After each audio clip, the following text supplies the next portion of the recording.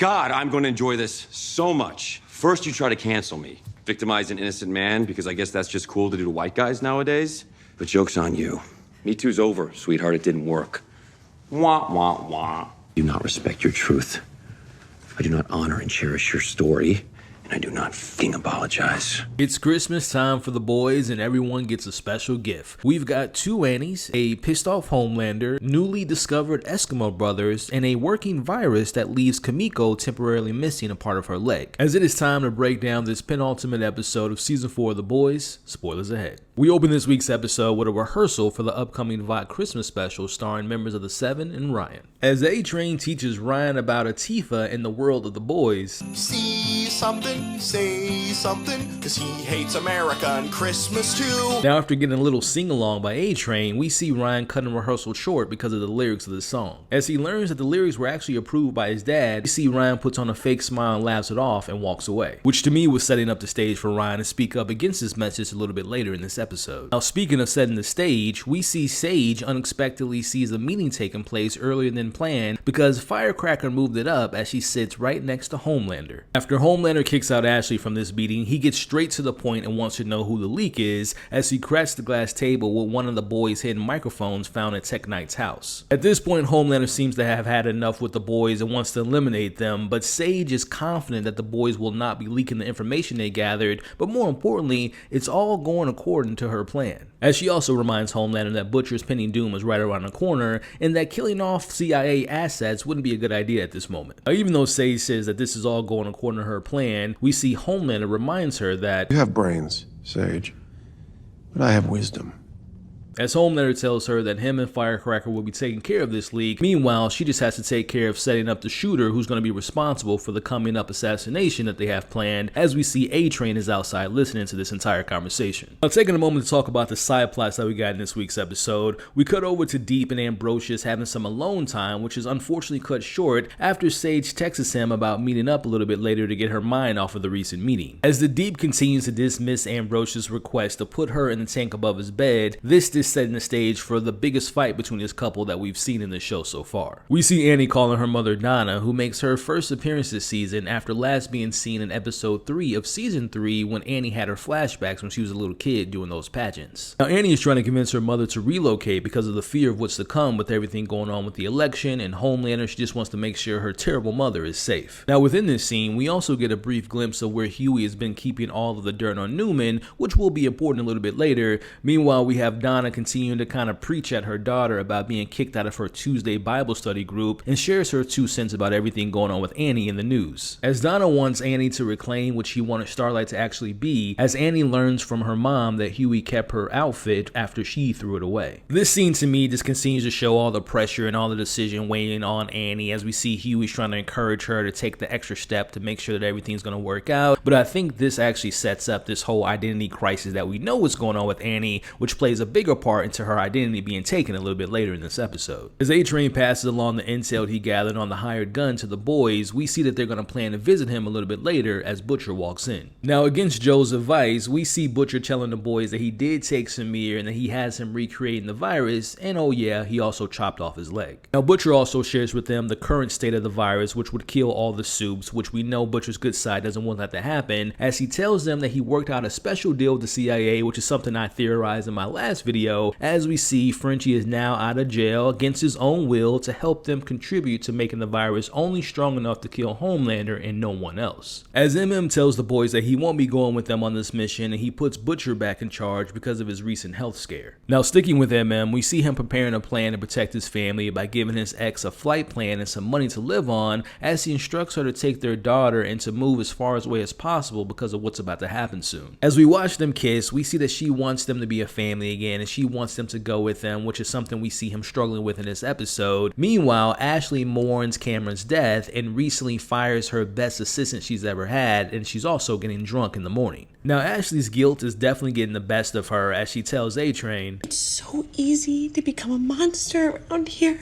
As Ashley comes up with the idea of them leaving together to Florence, but we see A-Train telling her to get her stuff together, and this conversation comes into play a little bit later. But as I mentioned a few videos ago, that it was going to be interesting to see how they're going to play out this relationship, and I don't think it's going to be resolved in the finale next week, but it is something I'm looking forward to seeing in season 5. Now back at Homelander's penthouse, we see Ryan looks under the Christmas tree to find a gift from Butcher. Now the gift is a picture of Butcher and his mom Rebecca and their dog, showing Ryan what a happy family they were once upon a time, and just giving the Ryan again the kind of planting the seeds of showing him what happiness could look like further away from his father Homelander. So now that we got all the side plots set up, let's talk about the main plots of this episode, which is the boys' mission to find the shooter and Homelander and Firecracker taking out the leak. As the boys arrive to the shooter's apartment, we see Butcher heads out back to find Joe, trying to figure out when he became so soft towards the soups. As Butcher's putting the silent treatment on Joe, but it doesn't stop Joe from calling out Butcher for his past mistakes, one that involves him cheating on Becca. Now speaking of Becca, you'll notice that we haven't seen her since Joe's reveal, which to me kind of points out the fact that Butcher's bad side and that tumor is getting closer to fully taking over his mind with vengeance and anger towards completely destroying any and all soups and not just Homelander. Now inside the shooter's apartment, they find the details of the assassination, but here's something in the back room. As they find a woman beaten and claims that she's been held hostage for a few days, she notices that Annie is Starlight and says something that I believe will be important to identify this person later on, as she says to Annie, "Okay?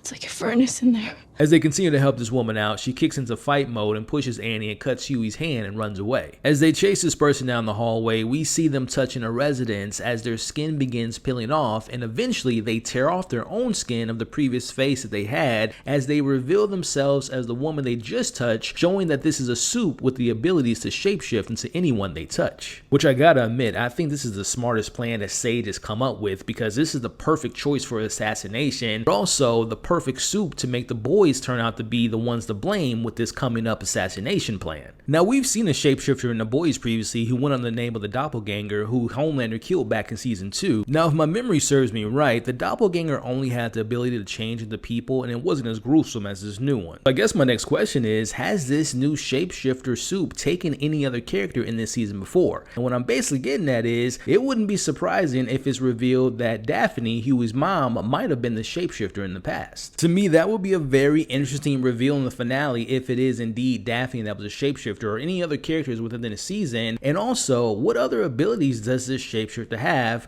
We'll be discussing that a little bit later in the breakdown. Now as Hughie suggested the boys split up, we see him lying, saying he's going to take care of his hand, but he actually pays a visit to Vic, hoping that he can convince her to change her mind with working with Homelander. Now Hughie brought over her favorite snacks, which was a sign of good faith. We see him immediately gets into the bad side of her working with Homelander because he's the worst person in the world, but she doesn't even blink an eye. Now Hughie takes it up another level and even questions her being okay with the idea of the plans being behind the prison camps, which she wasn't even aware of. Unfortunately, none of these tactics have worked, as we see Hughie having to remind her that he still has the dirt on her, but he doesn't want to use it in hopes that she'll make the right decision. But as of right now, she's sticking by her plan and she's going to be working with Homelander. Now before leaving, we see that Vic does tell Hughie that she's sorry for what just happened to his father, which to me just shows a little bit of a moment that shows that she still might have a chance of doing the right thing against Homelander in next week's finale. Now after not finding MM on the most recent mission with the boys, we see A-Train pays him a visit and he finds him packing his bags as he is prepared to leave with his family. A-Train shares his experience of saving MM's life and how seeing that kid smile at him, that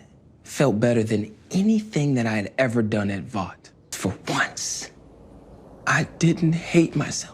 But MM kind of pushes back and tells A-Train about this never-ending fight he's seen throughout his life and how it's killing him from the inside, and he doesn't even know who he is when he looks in the mirror, except that he knows that he has a family that he loves and he wants to protect them by any means necessary. But A-Train reminds him that he can't go any place in the world without Vought or Homelander finding him, and that moment right there to me is the moment that I believe MM heard that to make the decision that he's going to make at the end of this episode. Now I gotta admit, as far as the acting goes, this was the best acted scene in this episode to me, because I find it very interesting the parallel that we have going on with literally A-Train, a person that can literally run away from his problems and run away from anything, and having him and MM having this narrative to me is a really nice touch. And like I said, the acting in this scene was pretty top notch if you ask me. Meanwhile, Kimiko and Frenchie are with Samir as Frenchie is playing the good guy by feeding him and ensuring him that they'll make the virus with the beat up equipment they have, because that's what he does. He makes a lot out of a little. Frenchie also assures him that the virus will only be used to kill Homelander and not Vic. While he's working on this new virus with Frenchie's new suggestions, we see Frenchie and Kimiko talk about his guilt and him turning himself in. As we see Kimiko sharing her story and we learn the origins of why she doesn't speak. As we flash back to a scene where we see young Kimiko as a little girl on her first night in the camp. We see Shining Light telling these young kids they have to become ghosts and they have to be silent at all times. As we watch a young Kimiko fight another little girl, and the plan is whoever makes a noise loses, as we see Kimiko takes the first cut and she doesn't make a sound as she ends up murdering the other little girl and has no hesitation in doing so. Which ended up setting Kimiko on this path of complete silence, and when it came to her finally getting a chance to talk, she couldn't do it. So the biggest takeaway I took from that flashback was basically is saying that her inability to speak is attached to that moment, and her not speaking is almost like a mental block. It's like her way of not moving past that moment, and also her blaming herself for not making the choice to go against those people who have given the orders of killing her at that time. As we see them talking about hating looking at themselves in the mirror, as Frenchie comes up with the idea to make the right choice by letting Samir go once he completes the virus. Now, I've mentioned in previous breakdowns, and I'm a fan of Kimiko and Frenchie, but honestly, the Shining Light plot this season and Frenchie's plot with Colin and their guilt,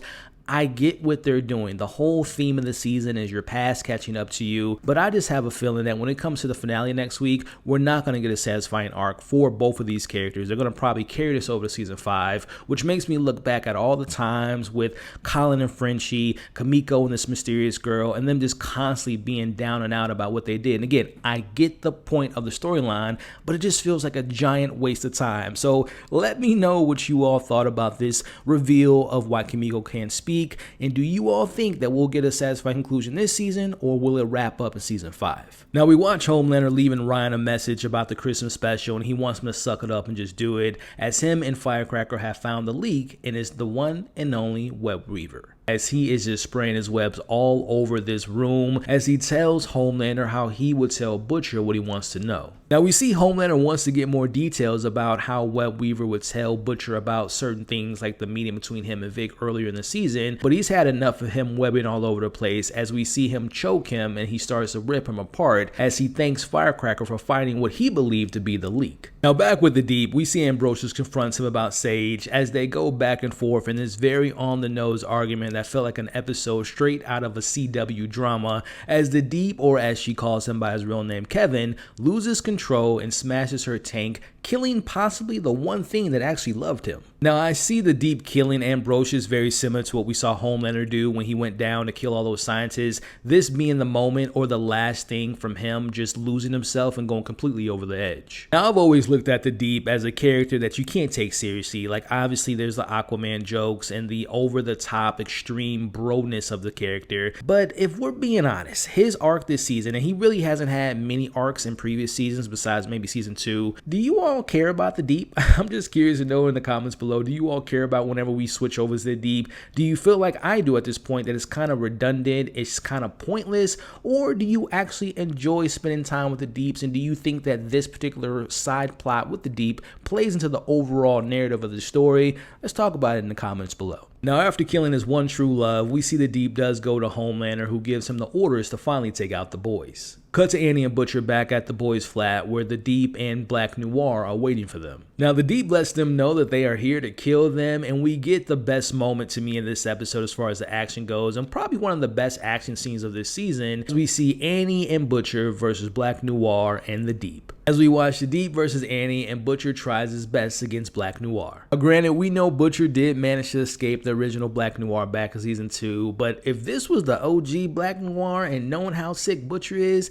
this fight would not have been fair. But we know that this new Noir isn't trained in combat. He's a paid actor suit with strength, and he can fly, but he also suffers from falling asleep every now and then, which he does in his scene. Now, as the fight goes on, we see both Annie and Butcher are losing, as Butcher calls out for Joe like he did with Ezekiel, but he doesn't appear because the silent game goes two ways, as Joe says later in this episode. But who does appear is A-Train, as he saves Annie in the process, while MM arrives using a Gatling gun to temporarily take out Black Noir. Now, Deep and A-Train have their one-on-one fight, and we see A-Train shares how he actually feels about the Deep. Meanwhile, we see Annie gets the final touches by knocking him out. Now, Butcher tells the rest of the boys that they should just take advantage of this and actually kill Deep while he's down, but MM reminds him that they don't know how to go about killing the Deep as they decide to leave before Black Noir returns. Look, I get where MM is coming from, but they don't know that Black Noir isn't the Noir that they think it is, so if I was them, I would have just killed the Deep right then and there. Like, I just would have smashed his head in with that weight, but hey, that's just me. Now, after revealing himself as the Leak, we see A-Train takes up Ashley's offer from earlier as he goes to her office wanting them to leave together. Now, just as they're about to leave, we see that Ashley ultimately decides to stay back, but she does tell him to remove his chip, that way that Vought and Homelander won't be able to find him. Now, let me know your thoughts in the comments below. I feel pretty confident that this might be the last time we see A-Train this season, but he might end up coming up in the finale and might end up dying like we all kind of theorized in the last few weeks, but I would actually like to see A-Train continue redeeming arc, and maybe we see him go to Florence, maybe with Ashley in the future,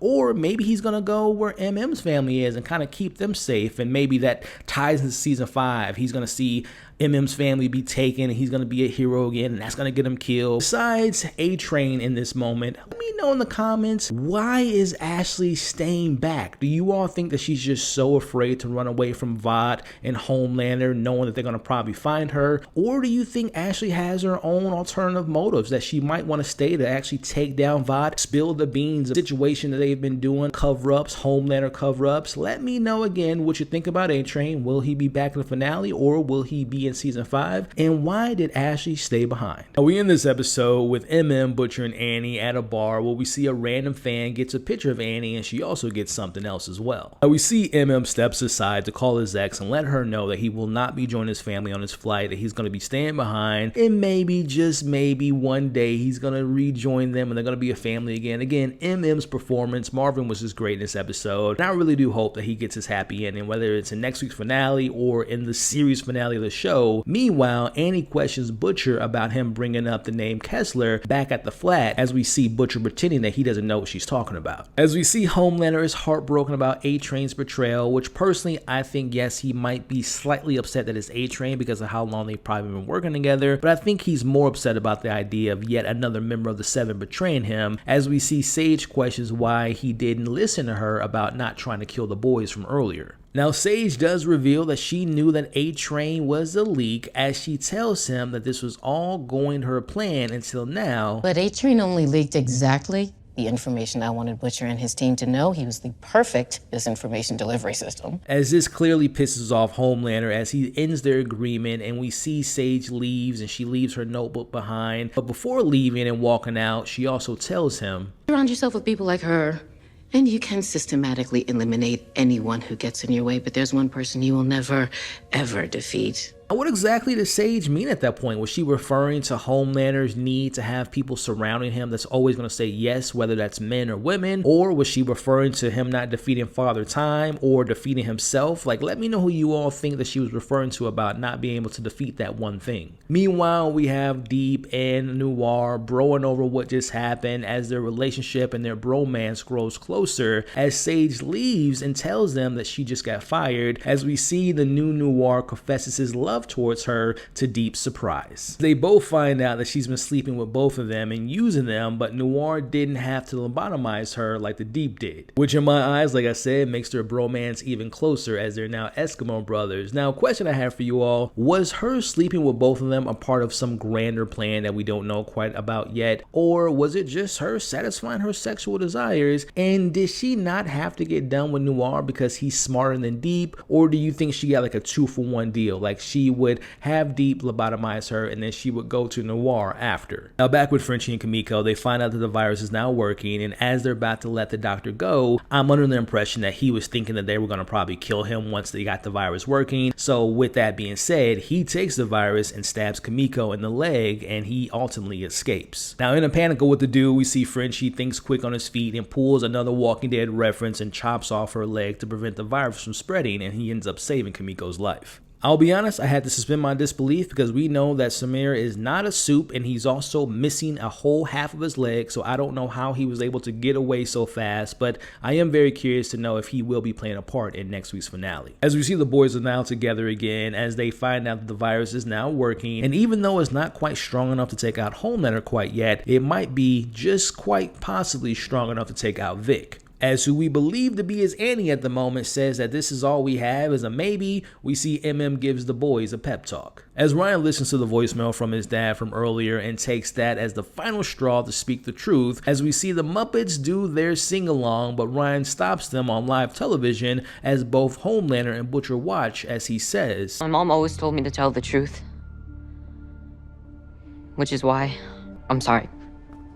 Now, Butcher couldn't be happier what Ryan just did as he looks over at Joe and tells him that is the reason why he still has faith in Ryan, but unfortunately his illness is probably at the worst point that he's experienced so far as we watch him pass out. And you'll notice a smile that Joe has on his face before he passes out, which to me kind of indicates that I think Joe's going to probably fully take over Butcher by next week. Back with Hughie and Annie, for the first time this season, they actually show some affection towards each other as we see Annie puts on her Starlight uniform and they have sex. As who we believe to be Annie putting the Haktua on Hughie, who's sound asleep, she goes into his safe to get all the dirt on Vic as it is revealed to be the shape-shifting soup from earlier as we cut over to Annie, who's somewhere chained up as she realizes the switch happened back at the bar with the women who took the picture with her. Again, I go back to my question earlier. I wonder how long the shapeshifter has been involved in the season. Like, is this just the first time we're seeing them, or could it have been Daphne or any other characters so far this season? Very curious to know if that's going to be revealed in next week's finale. And one more thing I'm thinking about when it comes to the shapeshifter, I think it's safe to assume that they can take the memories of the person they're taking the identity of, but I'm also curious to know if they can also take their superpowers, kind of like a hybrid of the X-Men characters of Mystique meets Rogue. Now, sharing my final predictions based on the ending, I would bet that we get more scenes between Annie and the shapeshifter, and I could see Annie, the shapeshifter, doing some terrible things under the impression that this is Annie, like doing the assassination possibly, but I can also see the story using Annie killing the shapeshifter and like it being Annie killing a version of herself and that being a part of her arc. But again, the question is, will she be able to prove that it wasn't her doing those terrible things? Like I said, I could see this shapeshifter Annie being the one that's going to be the assassin for the president. As far as Hugh's concerned, I can see him maybe convincing Vic to stop working with Homelander or have to get on board with attempting to kill her. Which, sticking on Vic, I can see her most likely turning against Homelander because he'll probably take her daughter to make her do what he wants her to do, or maybe he'll out her as a soup in a public forum, and that will be like the final straw for her, and she's gonna fight against Homelander and most likely die, or join the boys for season 5 for the ultimate team up. Now, as far as Frenchie and Kimiko goes, I think they're just going to be mostly a part of the ride. I don't think they're going to have any significant part in the finale, or I can see one of them dying, and I hope that it's Frenchie because his story has wrapped up pretty much 2 seasons ago. And the same thing could probably be said about Deep, Noir, and MM. I don't see them having a major plot twist or any surprises for any of those characters. Maybe MM's family gets caught, and that might lead into a plot for him for season 5, which also speaks to, like I mentioned about A-Train. I don't think we're going to see A-Train in the finale, but I hope I'm wrong, and maybe he does have a redemption arc, but it could lead to his death potentially. But again, I feel like he's not going to be involved in the finale next week, and we'll be seeing A-Train again in season 5. Now, when it comes to Sage, I don't think she's done. I think that we might see her secret plan come into fruition, or Homelander will come to his senses and realize that he needs her to follow through his plans and probably getting rid of Firecracker eventually. And lastly, when it comes to Butcher and Homelander, I think we might get a standoff with them in the finale next week. Will we see Butcher try to kill Homelander, but he ends up failing? And maybe we might see the Joe tumor monster come out aside of Butcher while he's fighting Homelander, and he might come close to doing it, but Homelander might kill Butcher until Ryan comes up and he might step in, and that might set off some cliffhanger finale type of situation in next week's episode. Now, comment below, do you all think that we'll see these characters are having a big moment? Like, for example, will A-Train return? Will Ashley spill the beans on Homelander and Vought? Will we see Stan play into the finale? What about the appearances from characters from Gen V or Soldier Boy or even Queen Maeve? Now, my overall thoughts about the episode, I really enjoyed the setup from Sage and having the shapeshifter hunter assassin and it being Annie and maybe blaming Annie for a successful or maybe unsuccessful assassination was very fascinating to me. I really enjoyed the scenes between A-Train and MM, and of course the big fight in this episode was pretty damn entertaining, but besides that, I thought the episode was just okay in my eyes. Nothing too mind-blowing, but again, I'm just hoping that they crush it and all this setup has a very satisfying finale for next week. I just really hope that they not only stick the landing for the finale of the season, but also find a way to set up what's to come in season 2 of Gen V. That's going to be the end of this week's breakdown. Make sure to leave your thoughts about this entire episode, favorite moments, least favorite moments, deeper meanings, your theories, your predictions of what you all hope to see in the finale of the next week. Make sure to check out my playlist of all of my boys' coverage. You all are awesome. Stay safe, and I'll catch you all on the next breakdown.